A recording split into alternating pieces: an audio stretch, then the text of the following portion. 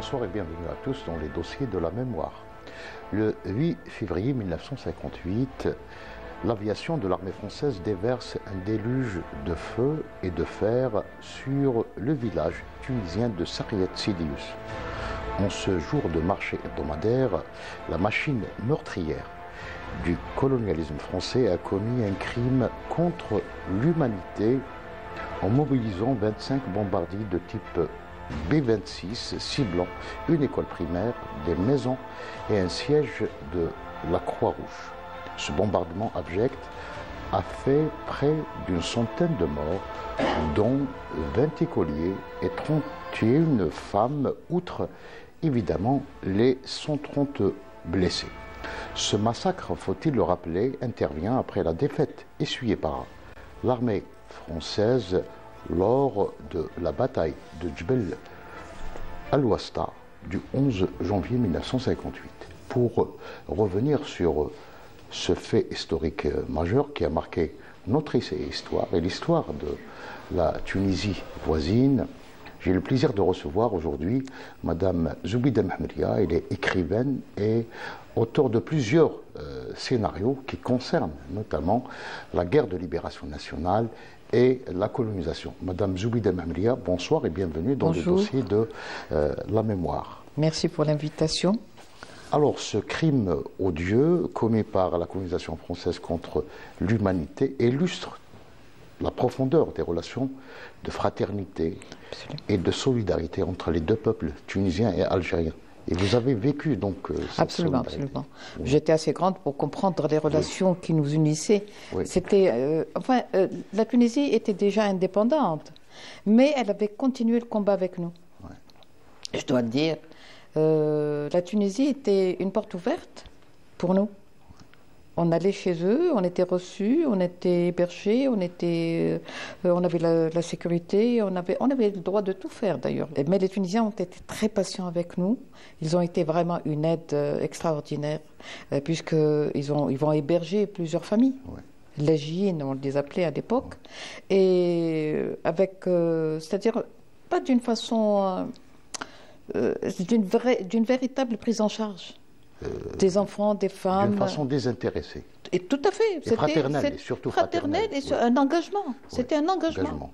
La Tunisie était indépendante et libre. Elle pouvait très bien fermer ses frontières. Ouais. Mais non, elle a continué le combat avec nous. Et nous avions besoin de son aide, puisque c'était l'arrière-base. C'était là-bas que tout se faisait. Notre armée était sur Tunisie. Place. Il y avait donc des milliers de réfugiés. Il y avait donc des cadres du Front de Libération Nationale. Ils étaient hébergés là-bas. Parce que vous savez, Sarriet Sidious s'est fait à mi-chemin entre Soukaras et le Kef. Le Kef était quand même un lieu stratégique pour notre armée.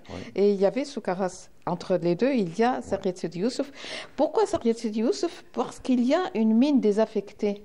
Il y a encore des galeries, terrain. C'est là-bas qu'on a entreposé justement les armes, qu'on a entreposé donc tous les moyens de guerre de l'ALN. D'ailleurs, après ce bombardement abject, l'armée française va essayer de mentir, donc comme d'habitude, évidemment. Vous savez, tout le long de la frontière, on avait donc un contact immédiat avec la Tunisie, tout le long, jusque vers le sud, c'est clair. Et particulièrement cette zone. Pourquoi? Parce que c'est la proximité donc, de Soukaras. Soukaras qui était quand même un nœud très important. Il y avait d'abord une grosse communauté de colons, très riches, très puissants, qui dominaient et qui... pratiquement étaient autonomes dans leurs décisions, dans leur façon de faire, et ils n'admettaient pas une autre façon d'agir. Ils n'entrevoyaient même pas la possibilité de voir l'Algérie autrement. C'est-à-dire ils étaient jusqu'au boutistes pour détruire l'Algérien, pour détruire toute forme de velléité de renvoyer les colons chez eux, quoi. Et donc, il y avait cette pression, mais il y avait en même temps une grande volonté Hein, une détermination depuis 1945. Hein. N'oubliez pas que c'est une région qui était embrasée depuis 1945. Le nationalisme est né donc de cette grande date, un tournant de l'histoire. Et il y avait quand même des lions là-bas. Des lions de l'Atlas, c'est pas rien. C'était des êtres humains, c'était des hommes engagés.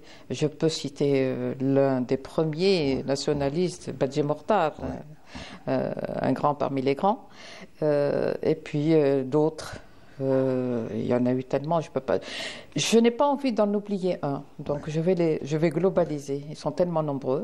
Ces gens-là avaient compris qu'il n'y avait qu'un seul langage avec les colons et avec la France, c'était les armes.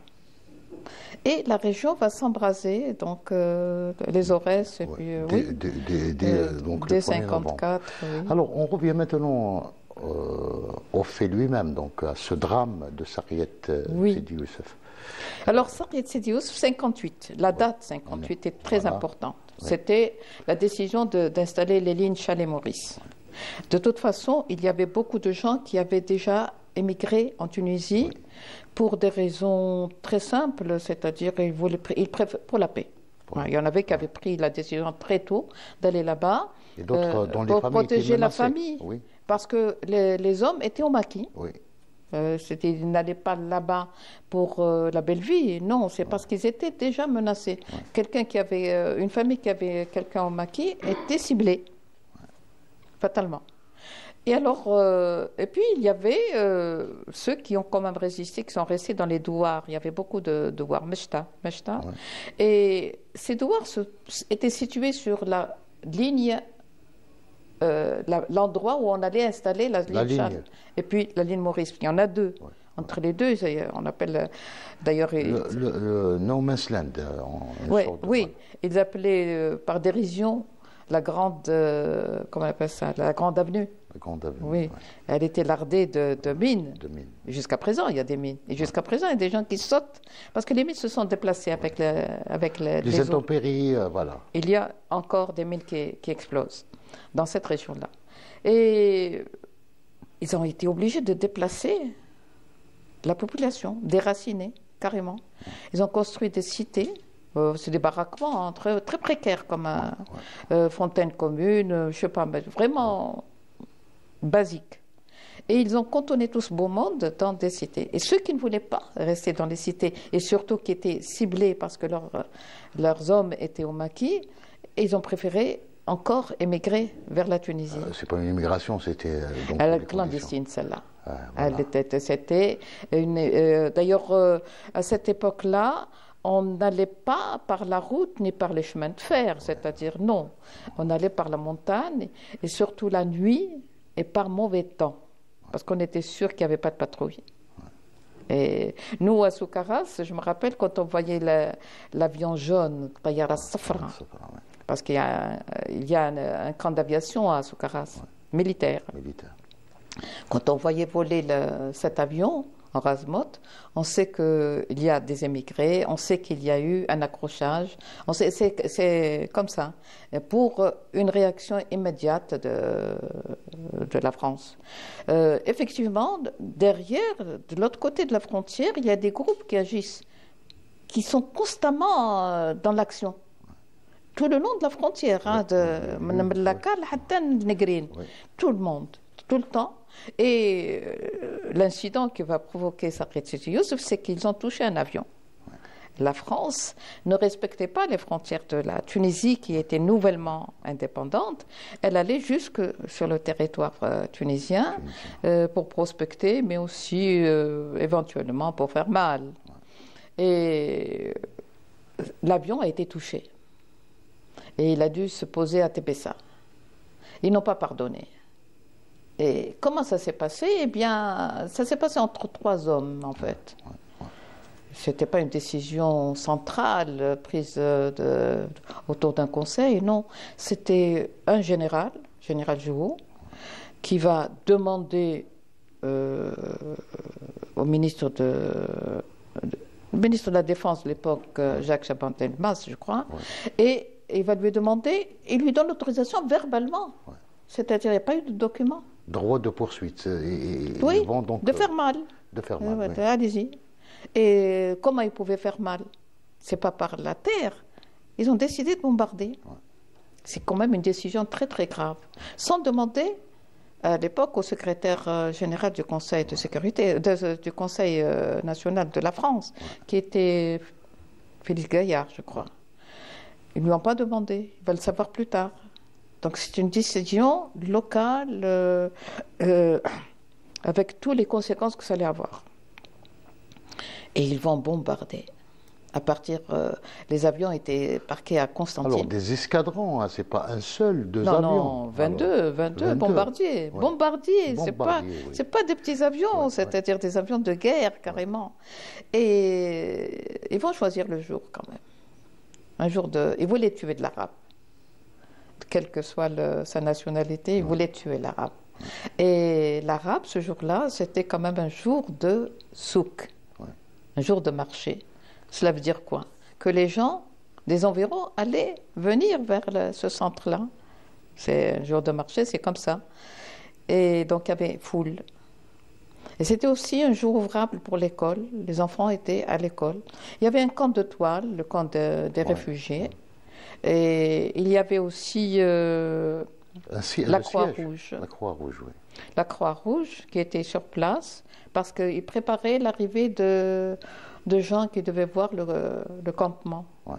Donc il y avait pas mal de gens qui étaient là pour organiser la visite, donc. Oui. Voilà. Et ils vont bombarder sans distinction. Sans distinction. Il va y avoir des va-et-vient donc de Soukaras à Saket Sidi Youssouf. Et les avions étaient à Constantine. Ouais. Et ils vont avoir donc la piste de Soukaras. Et à partir de là, ils bombardaient, ils revenaient, donc ils faisaient des va-et-vient comme ça. Et ils ont pu faire un massacre, un vrai. Un vrai, oui. Et, il y a eu beaucoup d'enfants à l'école, beaucoup de gens qui étaient donc venus pour le marché. Le marché hebdomadaire, oui. Et ils ont touché même les agents de la Croix-Rouge. Et puis, bon, le massacre étant là, la Tunisie était un pays souverain quand même, il fallait qu'il réagisse. Ah, oui. Et Bourguiba n'a pas hésité. Il va réagir d'une manière efficace. Efficace. Oui. Il va d'abord. Il y avait encore des casernes de militaires à Bizerte, Benzart. Il va bloquer les casernes. Plus aucun militaire n'avait le droit de sortir des casernes. Il va renvoyer les consuls, donc toute la représentation diplomatique. Oui. Il va la renvoyer. Et il va saisir l'ONU. Et il va faire venir des diplomates des inspecteurs, oui, pour le constat de dégâts. Pour constater voilà. Et donc c'était une réaction tout à fait logique, c'était un pays souverain.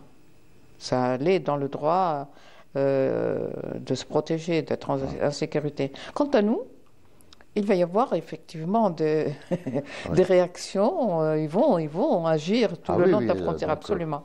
Et d'ailleurs, c'est 3 mois après, il va y avoir la grande bataille de Soukaras, le 26 avril 1958. Là, c'est un bataillon. Donc, c'est un bataillon, ça veut dire 1000 hommes. 1000 soldats qui ont été envoyés donc, pour justement faire cette bataille. Ce qui fait mal, Sakiet Sidi Youssouf, c'est qu'ils ont ciblé les civils. Oui. Ce n'était pas une guerre propre. Une guerre propre, c'est un militaire contre militaire. Un militaire est engagé dans un conflit, donc il a son rôle. C'est des enfants, des femmes, des civils. Moi, quand j'ai écrit le scénario, j'ai raconté la scène par la conscience d'une enfant. D'ailleurs, le personnage principal, c'est une fille. C'est une fille. Une fille d'émigrés, donc qui est partie par la montagne. Ouais. Et qui a vécu la traversée de nuit. C'est déjà quelque chose d'horrible, de pénible pour une enfant.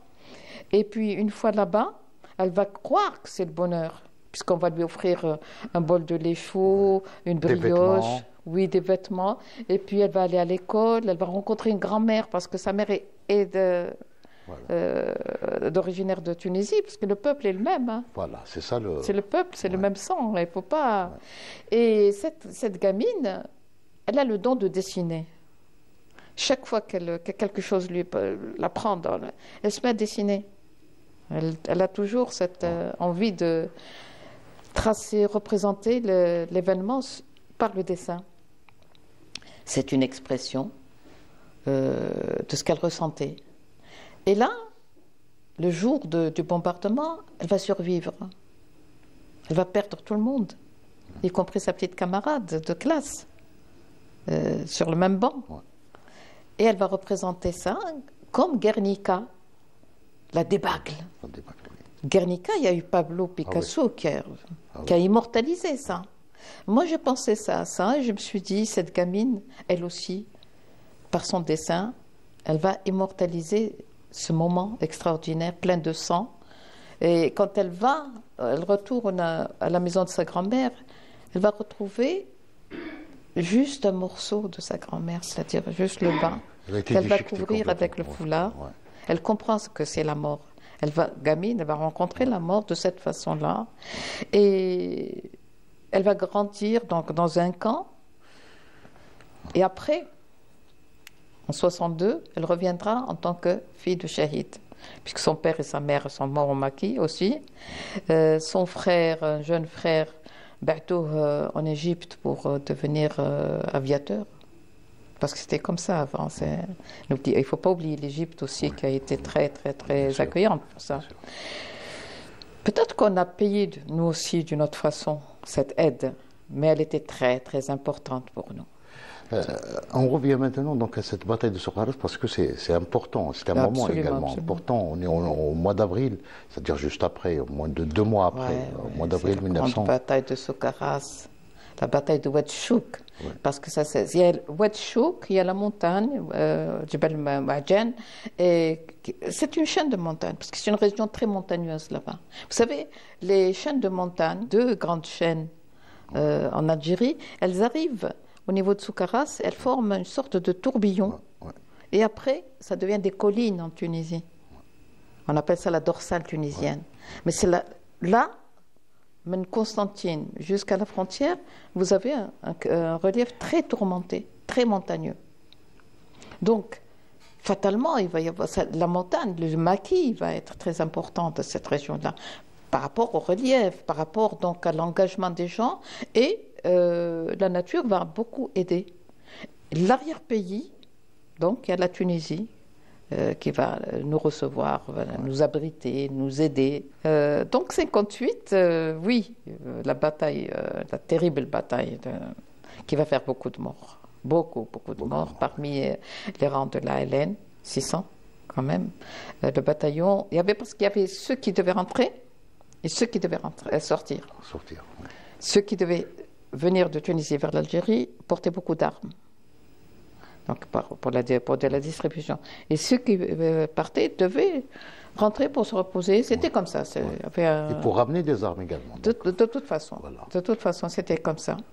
Et les 2 lignes, Chalet-Maurice, entre les 2, il y a quand même une grande distance. Ouais. Il faut couper la première ligne, pouvoir retrouver les mines.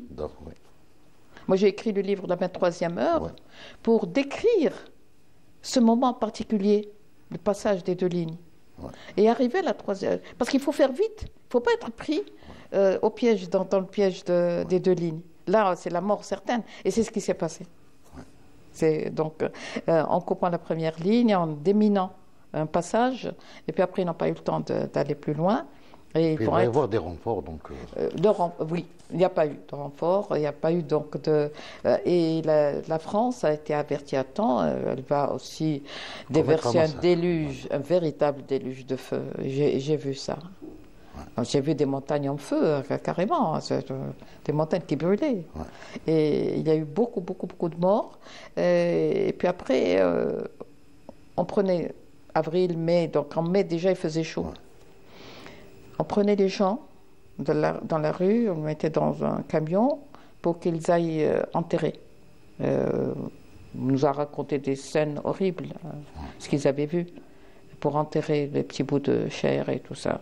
Mais les nôtres, malgré les armes qu'ils avaient, ne pouvaient pas, parce que s'ils tiraient du feu, le feu on les détectait.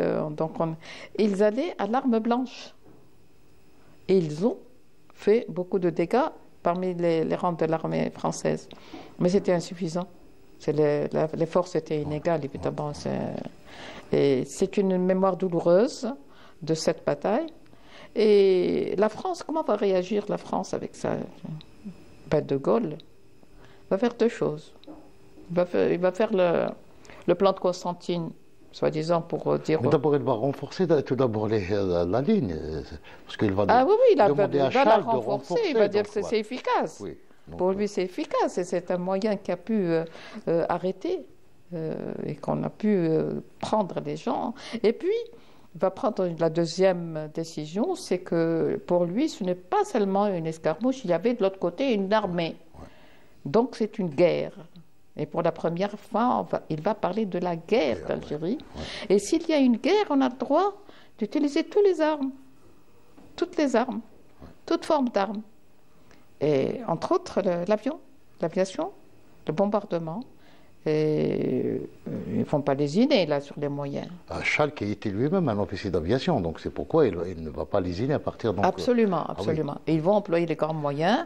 On passe sur la torture, on passe sur l'emprisonnement, on passe sur ces choses. Le napalm. Ça c'est dans les villes, mais dans les frontières en dehors des villes, c'était carrément des champs de bataille de grande envergure, en utilisant des armes non conventionnelles. Le napalm. Le napalm. Les armes biologiques, les armes chimiques. Oui, ils ont tout utilisé pour ça.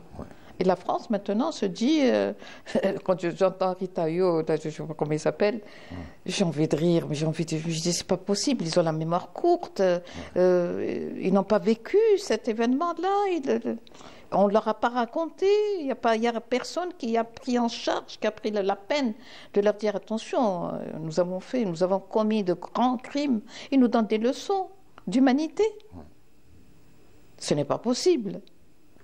Et il dit, alors là, dès qu'il est question en fait, les Français, et notamment les Pieds-Noirs et tous ceux qui avaient beaucoup d'intérêt ici, qui sont partis... Les nostalgiques, notamment. C'est pas fort, nostalgique. Ouais. Ce sont des revanchards, c'est-à-dire des gens qui pensent encore... Que l'Algérie leur appartient. Qu'ils sont encore capables de revenir ici, de dominer. Ouais. Ils n'ont pas voulu admettre que l'Algérie est aujourd'hui un État souverain, fort, capable de leur tenir tête. Ils ne veulent pas l'admettre. Les Français, les enfants d'anciens colons, ce sont des gens qui pensent que l'Algérie leur appartient encore, que les Algériens, c'est encore des gens qu'on peut manipuler comme on veut. Et vous avez vécu vous-même donc cette ségrégation, cet apartheid, donc à Soukharas, qui est une ville de colons. C'est clair. Oui. Moi, je l'ai commencé très jeune déjà, à l'école. Quand vous rentrez à l'école à 6 ans, je savais que j'étais arabe, algérienne, donc il n'y avait pas...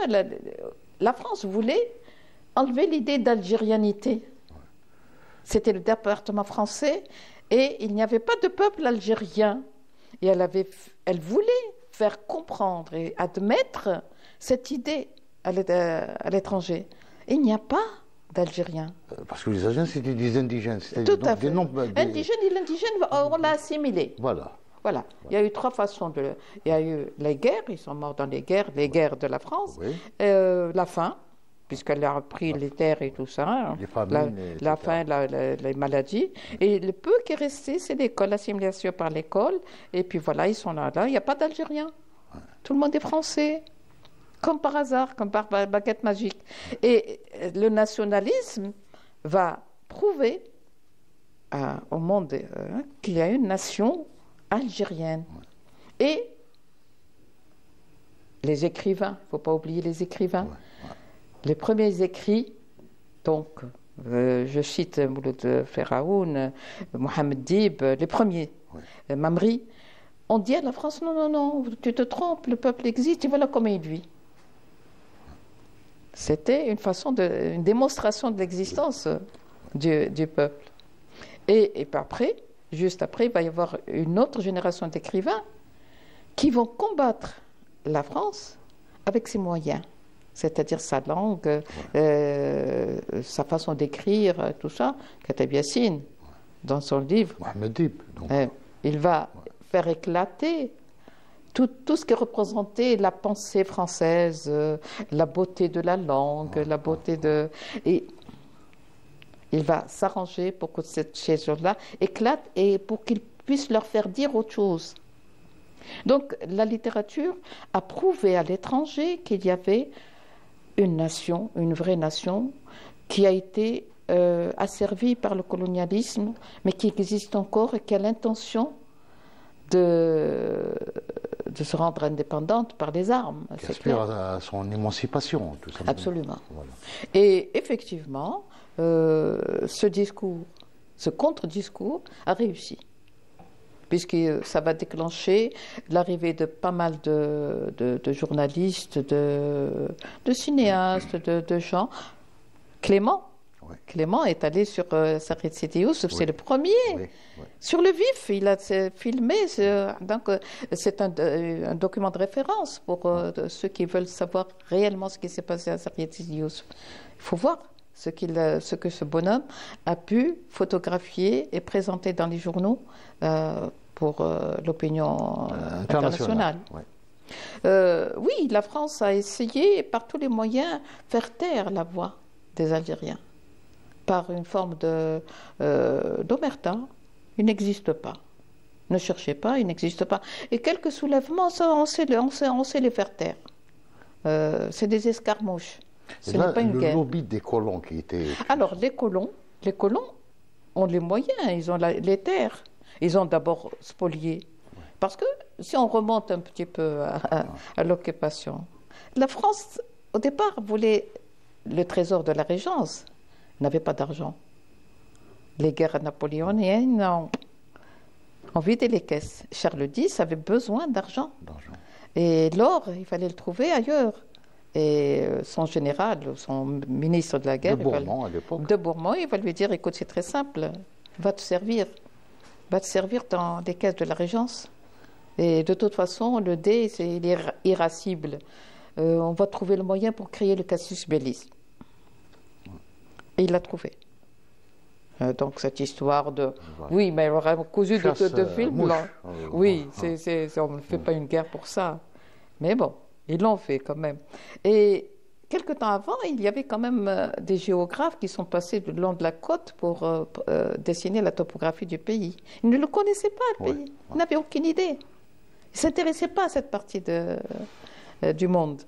Ils étaient beaucoup plus pour la Russie, pour l'Autriche, c'était l'Europe qui les intéressait. Et du coup, ils regardent, ils voient qu'il y a autre chose ailleurs, de l'autre côté de la Méditerranée, et ils vont venir pour prendre le trésor. Mais ils découvrent un pays.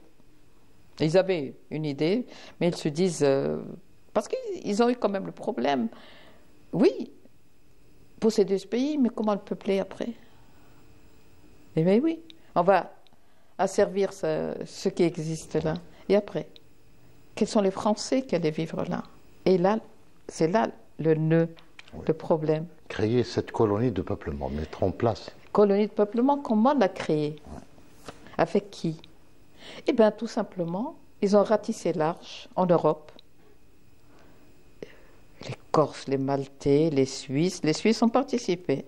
Les Espagnols, les Danois, celui du Nord, l'Italie, beaucoup de gens qui n'avaient plus rien, plus les restes de l'armée napoléonienne. Il y avait quand même la grande armée, tous les vétérans. Ils vont les récompenser comme ça. Et dans une de mes nouvelles, je raconte justement l'histoire d'un des vétérans de l'armée de Napoléon, à qui on a donné justement une concession de terre, et qui est arrivé à Soukaras. Là, il a choisi Soukaras pour Saint-Augustin. Il savait, il était de Sicile, lui. Et il avait choisi cette... parce que l'armée de Napoléon était faite de mercenaires. Oui. Et ce sont ces mercenaires qui vont constituer des vétérans de l'armée française. Et ils vont les faire venir en Algérie. C'est pourquoi il y a eu énormément de... Notre ami Fouad Soufi parlait d'une armée de brigands, c'est-à-dire ceux qui ont... des brigands. Ceux qui ont voilà. mené, donc... C'était des aventuriers, des gens qui avaient le goût pour l'aventure et pour le massacre, oui, des sanguinaires en fait. Et c'est avec cela qu'on va peupler l'Algérie. Une armée de brigands et puis qui vont finir en armée de putschistes, parce que... Tout à fait, c'était comme ça, pour l'envie de faire entrer en conflit avec d'autres. Ils n'avaient rien à perdre de toute façon. Ceux qui parlent au nord de la France aujourd'hui... Oui, quand même, ils devraient avoir honte. Oui. Revenir sur leur mémoire. C'est un déshonneur de 1830 jusqu'à 1962, je pense. Tout à fait. Et la colonie de peuplement a permis donc à ces gens de venir avec une concession. Ouais. L'Algérien qui possédait la terre, c'était une terre habous, souvent. Pourquoi? Parce qu'on a une autre conception de la possession de la terre. Pour nous, la terre est un bien universel, un bien inaliénable. Ouais. Ça appartient à Dieu. Nous sommes là, nous exploitons, c'est à nous. Nous défendons cette terre, mais en fait, on la possède, elle n'est pas à nous. C'est une autre conception. Vous voyez donc le choc des cultures, le choc des mentalités. Par contre, celui qui vient, on lui donne une concession, il a un document. Et avec ce document, il a le droit d'appeler l'armée à son service. Il a eu la terre, par exemple, je ne sais pas, moi je vais citer une région, Marahna. Des terres, des plaines à blé, céréalières, à perte de vue. Mais je cite un colon, il s'appelle Gagelin. Ouais. Il arrive avec une concession, son père arrive avec une concession. Les gens qui étaient là, il va en faire dans le meilleur des cas, des khames. C'est-à-dire ils ont le droit de vivre sur cette terre, avec un gourbi, un peu de pain d'orge, tout au plus. Et il va posséder ces terres. Subitement, il devient propriétaire d'un grand espace exploitable avec les gens sur place. Ceux qui ne veulent pas rester ou dont il ne veut pas, eh ben, ils vont errer. Ils vont aller, d'ailleurs, Tahar Wattar a écrit. Oui. Halima, comme elle a perdu ses terres, elle n'a plus rien. Et avec ses enfants, elle va errer comme ça. C'est l'errance et c'est la faim et les maladies. Déracinement, donc. Voilà, ces gens-là vont mourir de toute façon de fait. Mais il perd ses terres et puis l'Algérien, en perdant ses terres, il perd son honneur aussi, sa dignité. Il n'y a plus rien. Ça, ils ont réussi à atteindre le moral des gens comme ça. Et ils ont installé cette colonie de peuplement. Donc, pour un colon, vous avez plusieurs hectares et plusieurs familles algériennes qui vont disparaître. À sa disposition et plusieurs Algériens qui seront asservis. Ah, tout à fait, tout à fait. Parce qu'ils n'ont pas le choix. Oui. Et la fine fleur, c'est-à-dire les jeunes, ils vont les enrôler dans les armées. La France a été encore en guerre avec beaucoup de gens, la Prusse. D'ailleurs, la bataille de Sabaïhi, des Spahis, la Sokaras, la première bataille en 1874 avec les Kablouti, c'était le refus des Spahis d'aller servir dans l'armée française contre la Prusse. Ils vont se réfugier dans cette région. Et un jour de Ain Gattar, c'est le jour de la foire au blé. C'est là qu'on vend le blé. C'est une grande foire. C'est une région à blé. De toute façon, le blé est dur, le blé dur qui est très consommé depuis l'Antiquité. C'était le grenier de Rome. Ouais. Et donc, ce jour-là, il va y avoir le commandement français avec quelques spahis, parce que le corps des spahis a été créé par les Ottomans et qui va être reconnu par l'armée française. Elle en a fait un corps d'armée immédiat, parce qu'ils connaissent le pays, ils connaissent les gens, ils parlent arabe. Mais la plupart n'ont pas voulu servir le drapeau français. Donc, ils vont quitter Alger, ils étaient à Alger, pour aller vers la frontière tunisienne. D'où Soukaras. Oui. Il y a eu une grande arrivée, donc un grand flot de gens. Et quand ils sont venus les chercher, C'était le jour de la foire de Blé. Blé. Et il va y avoir à ce moment-là l'escarmouche, la première avec la dernière, c'est le dernier soubresaut, 1874, après le Mokrani, 1871. Et ils vont gagner la bataille.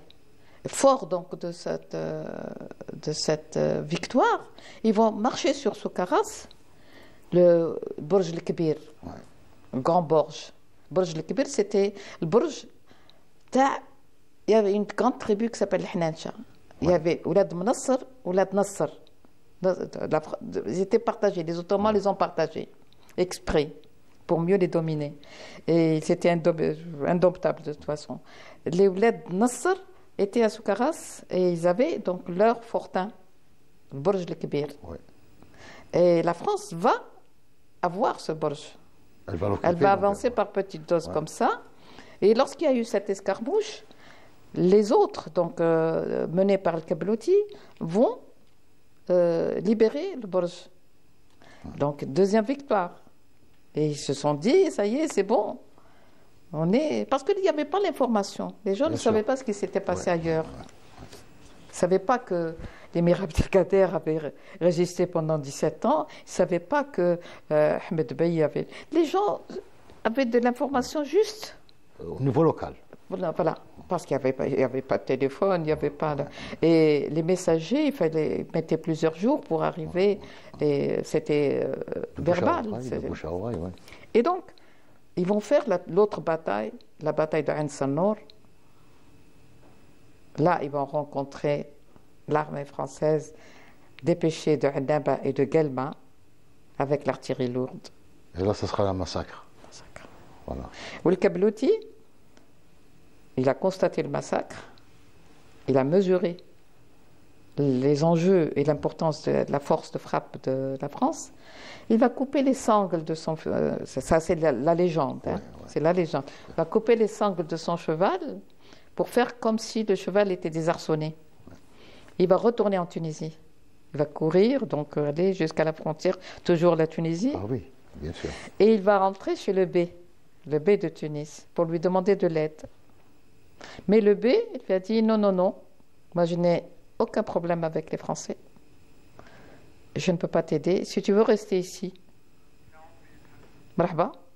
Si tu ne veux pas, si tu veux une armée, sinon. Donc il ne va pas avoir l'aide attendue. Le bey a eu peur. Et puis il y a la Sublime Porte qui a refusé aussi. Qu'est-ce qu'il fait? Il perd son cheval. Le cheval Ta'ousmoul Mehr. Il va le perdre, mais il va quand même faire tous les pays qui sont partis. Il va recouper encore ça pour faire une armée. L'Algérien ne voulait pas de la France jusqu'à la fin. Il va essayer de regrouper un groupe de résistance pour encore rentrer en Algérie faire la guerre. Malheureusement, ça n'ira pas plus loin parce qu'il va tomber malade. Et en 1874-15, là, il va aller donc à l'hôpital Sadiqiya. Il va mourir là-bas. Ça, c'est l'histoire locale que je connais, que j'adore, parce qu'elle est pleine de bravoure, elle est pleine de gens. C'est-à-dire qu'il n'y a jamais eu de trêve. 130 ans de guerre. Moi, les gens pensent que la France a occupé. Et à chaque fois, donc, pour revenir à la Tunisie, à chaque fois, donc, la Tunisie est partie prenante. Partie prenante. Partie prenante. Toujours. Donc, vous avez donc connu les réfugiés à... Ah oui, les Jiyens. Oui. On les appelait les Jiyens. Jusqu'à présent, on les appelle les Jiyens. Donc, comment ils vivaient donc, en Tunisie, il y avait ceux qui étaient assimilés à Tunis même. Ils habitaient dans les appartements, tout ça.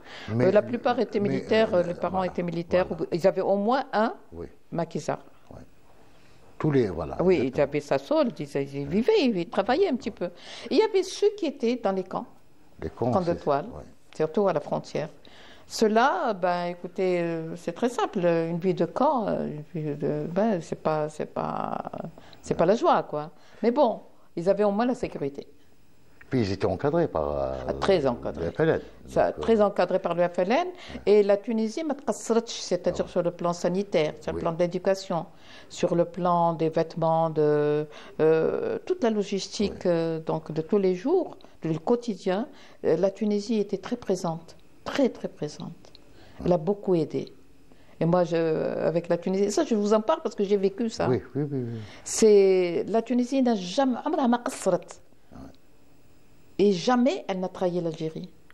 Et elle a même perdu, elle a même eu, après l'indépendance, elle a vécu des choses, des blessures très profondes pour nous. Oui, oui, oui. Ça, les hommages, il ne faut pas oublier de rendre hommage à ces gens-là. D'ailleurs, il y a des consécrations, il y a des rencontres autour de cette mémoire douloureuse commune de peuple. On commémore régulièrement Sarkhet Sidi Youssef. Les autorités vont sur place. Mais il y a aussi un musée, Ferdi même, de cette... il y a pas mal de choses qui se font. On a reconstruit le village. L'Algérie a aidé la reconstruction du village, à l'électrification de toute la frontière. L'Algérie aide énormément cette région-là, parce qu'elle considère que cette région a participé donc, à son conflit. Donc elle est concernée par le conflit algérien. Vous avez donc vu les gens partir et puis vous avez également assisté au retour des réfugiés. Là, c'est aussi une belle histoire. C'est autre chose. Alors, vous avez des gens qui partent, donc je vous ai dit, voilà, ceux qui par mille, et ceux qui sont allés par la montagne et tout ça. Surtout les enfants. Moi, c'était les enfants. Le retour s'est fait normalement par la voie, par la route. Puisque il n'y a plus de conflit, on n'a plus peur. Donc la Tunisie... C'était au lendemain du cessez-le-feu. De l'indépendance. Les gens ont voulu revenir chez eux. Beaucoup de gens ne voulaient pas rester en Tunisie, voulaient retrouver le pays. Donc ils sont revenus de leur plein gré. C'est pas la Tunisie qui les a renvoyés, non. Donc la Tunisie a prêté les bus, les cars, les camions pour rapatrier ces gens-là. Quand ils sont arrivés, maintenant, les gens sont partis d'un peu partout en Tunisie. Mais le retour s'est fait par Soukaras. Donc il y a eu beaucoup de monde en même temps. À Soukaras. À Soukaras. Et il fallait gérer ça. Donc, ces gens-là vont tout de suite occuper les écoles, parce que l'indépendance est au mois de juillet. Donc les écoles étaient vides. Ils vont occuper les hôtels. Il y a eu 2 hôtels qui vont être carrément occupés. Ils vont occuper des casernes. Les Français sont partis, les militaires sont partis. Il y a des casernes qui ont été transformées en écoles. L'une d'elles, le 1er octobre 1962. Ma sœur va assister à la levée du drapeau, elle va être directrice d'école.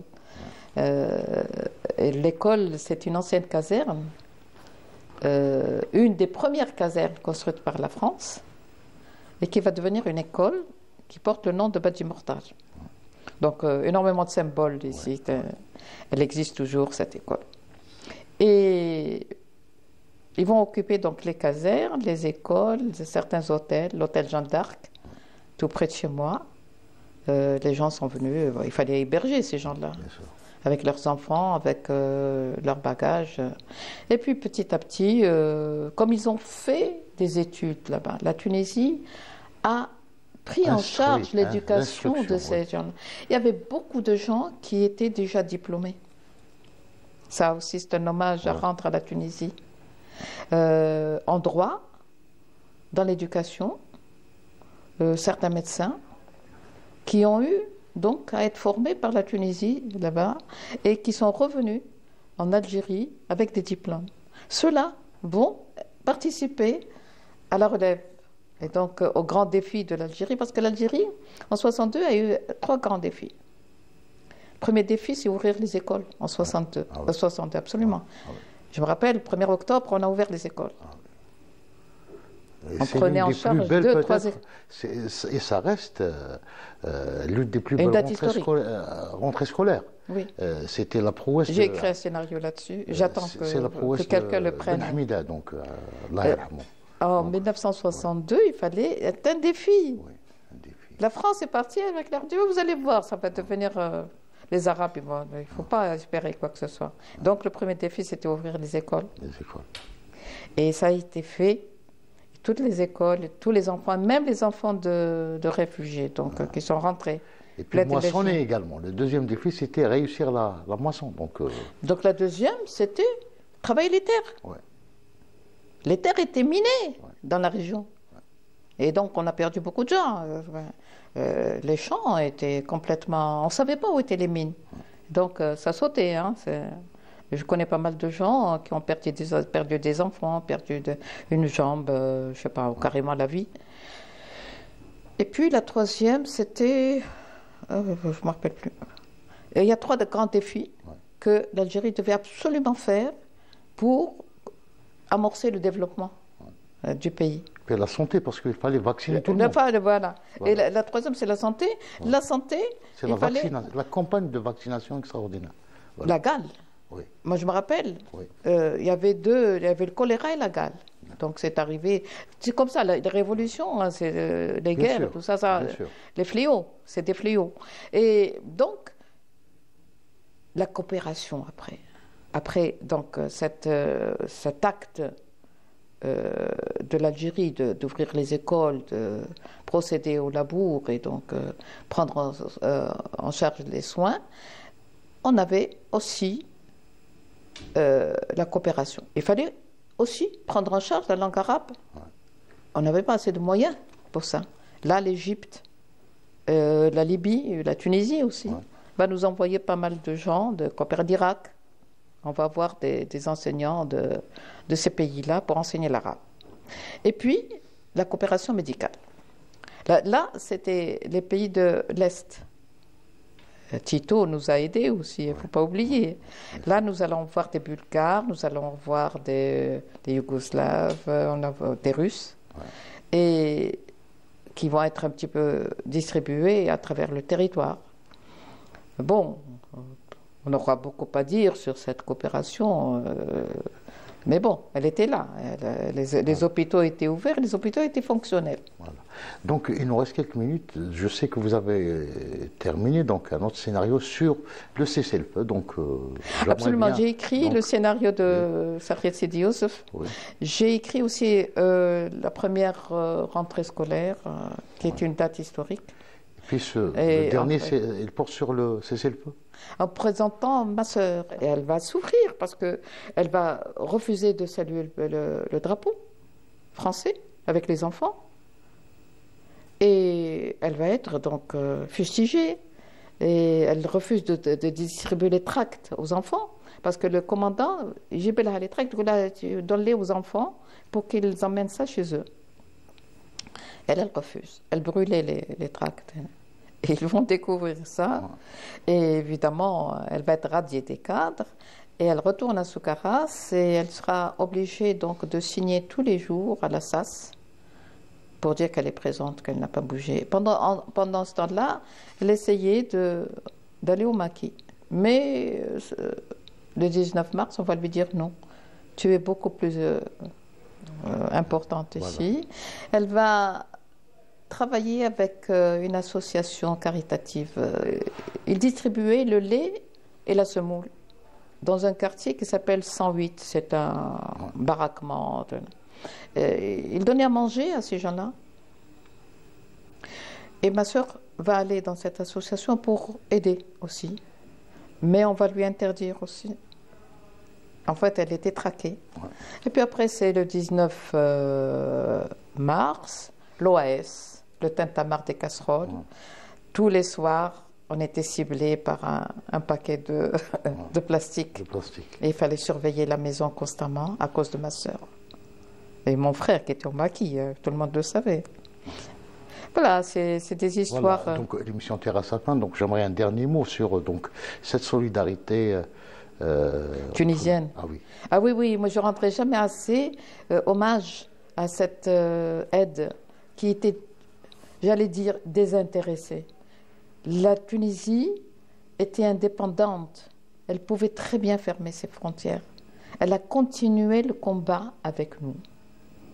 Jusqu'au bout. Elle était tout le temps en guerre avec nous. C'est-à-dire, elle ne se considérait pas indépendante. Elle a donné son pays, elle nous a offert l'asile durant les 7 années à Kesh. Ça, personne ne peut le nier, personne ne peut le critiquer, non, pas du tout, pas du tout. Et merci la Tunisie. Et aujourd'hui, je crois que la Tunisie a toujours eu une politique de fraternité. De fraternité. Oui. Et nous sommes très, très sensibles à cela. On le rend très bien d'ailleurs. Bien sûr. Je tiens à vous remercier vivement, Madame Zoubida Mamria. C'est moi de vous donner la parole parce que dès qu'il est question de l'histoire. De l'histoire, de la mémoire d'Algérie, je tiens à remercier également l'équipe technique du Studio 7 qui m'a aidé à préparer cette émission. Excellente soirée et à bientôt.